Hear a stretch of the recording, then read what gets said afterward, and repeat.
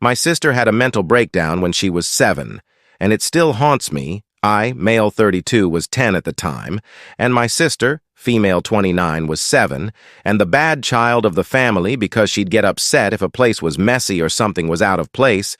She would have her room completely organized and would throw a fit if anything was not how she left it because it wasn't perfect anymore. I never understood why, but I supported her and made a mental note of how her room was so that I could keep it that way. She always thanked me for it, and I think that's why we were so close. However, her habits weren't very easy to deal with since all toppings on food had to be in a pristine order, or she'd refuse to it saying she couldn't bring herself to do it. My mom used to get very upset with my sister sometimes, saying that if she won't eat what we have, then she won't eat at all. My sister would look at her heart broken, but stayed quiet. One day my mom moved the stuff in my sister's room because guest usual said it was unusual for a child's room to look such a way. And my sister panicked because it wasn't perfect and tried to change it back, but my mom stopped her. As I watched from my bedroom door, my mom was getting more and more upset, and then she yelled to my sister to stop and asked her why she couldn't just be normal.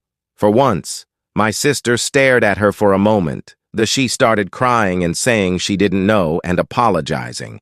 Never once had I seen my sister cry like that. I stepped into the hallway and my sister ran into my arms, asking me to hold her. I looked up at my mom. I felt shocked, but I was also angry that my mom had caused this. I took my sister to my room, and she kept saying she was a curse to our family and that she didn't deserve to live with us. It broke my heart to hear her say that and kept telling her she was wrong and that I couldn't bear to see her leave. She stayed in her room for the next few weeks, and I'd bring her food the way she liked it, because she couldn't look my mom in the eyes. Later, we found out that she was hurting herself, and I cried and asked her why she had done it. She couldn't answer. We took her to therapy and had to move her to a mental institution. It broke me when I heard the news, because I just want to hug my sister, to tell her that nothing was her fault, and that I'd never want her to leave the family. Thankfully, my sister went to a relatively nicer institution and was given the help she needed. She called me daily and talked to me, telling me about the weird stuff there and the okay employees, and I told her how it was at home and asked her if they told her how long before she could come back. She stayed there for about 2 months. I didn't care how long. I just wanted her back. And when she came, I hugged her and made her promise she'd never do that again because I couldn't handle it.